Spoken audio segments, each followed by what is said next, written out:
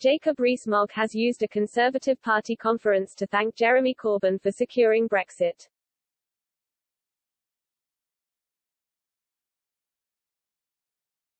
Speaking on Monday, the leader of the House of Commons hailed the former Labour leader's stubbornness towards even pro-Remain Tories as the reason why an interim Prime Minister was not installed to stop it.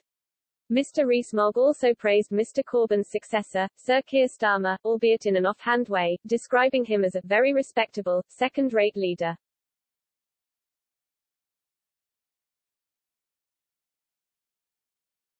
The Tory Brexiteers' statements have split opinion amongst Remainers, with some agreeing that Mr. Corbyn was one of the causes of Brexit.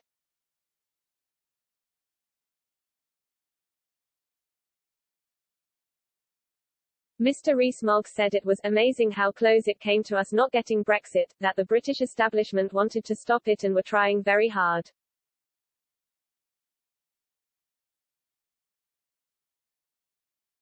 And you know who we should thank, oddly? Let's see if the Conservative audience can cope with this. We should thank Jeremy Corbyn.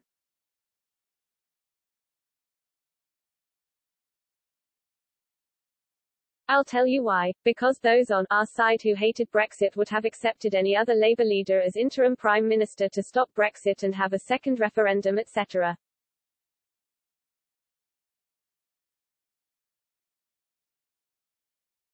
And any other Labour leader might have accepted one of our side to be an interim Prime Minister to stop Brexit.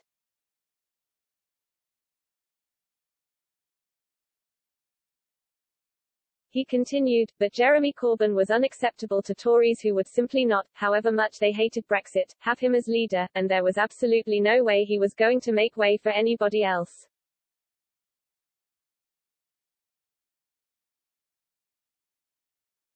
Therefore we got to an election and won it handsomely because the people wanted what they voted for to be delivered.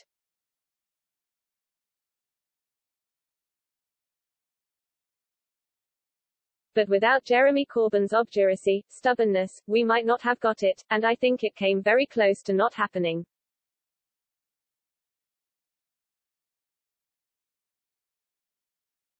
Referring to his appraisal of Sir Keir, Mr. Rees-Mogg said he meant that nicely. We want to have a respectable opposition.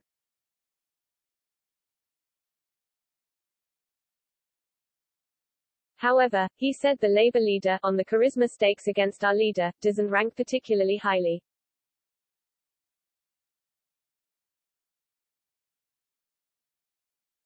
He added that Sir Keir is not going to impose a communist state on us, but he isn't Tarzan, swinging through the jungle, enthusing everybody with excitement, is he? No.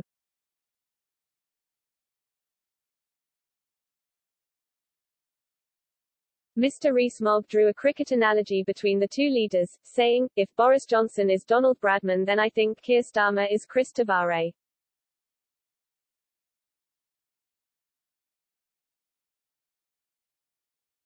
If you remember him, if you're a cricketing fanatic, he played for Somerset for a bit and always scored quite quickly for Somerset and less so when he played for England.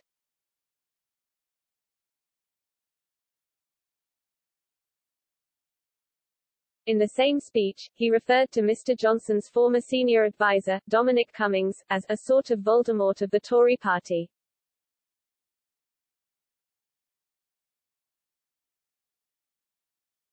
Mr. Cummings left Downing Street at the end of last year, following reports of a growing rift between himself and the Prime Minister.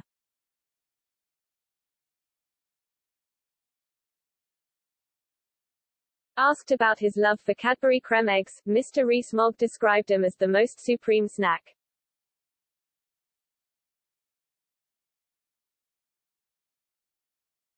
He added, they've got everything about them.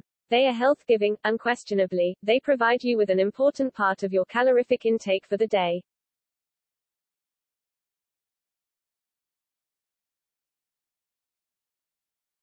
Reacting to Mr. Rees-Mogg's comments on Twitter, at BrexitBin agreed that the last chance we had to stop Brexit was sabotaged by Corbyn.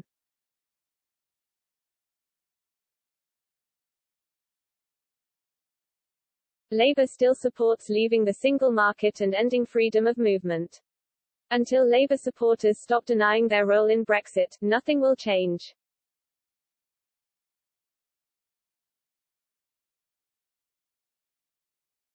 At Durham, Wines responded that a Labour Brexit deal would have looked different.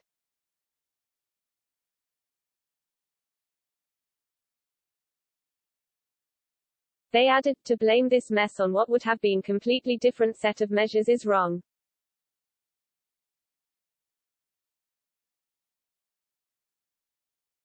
This simply allows them to shift blame.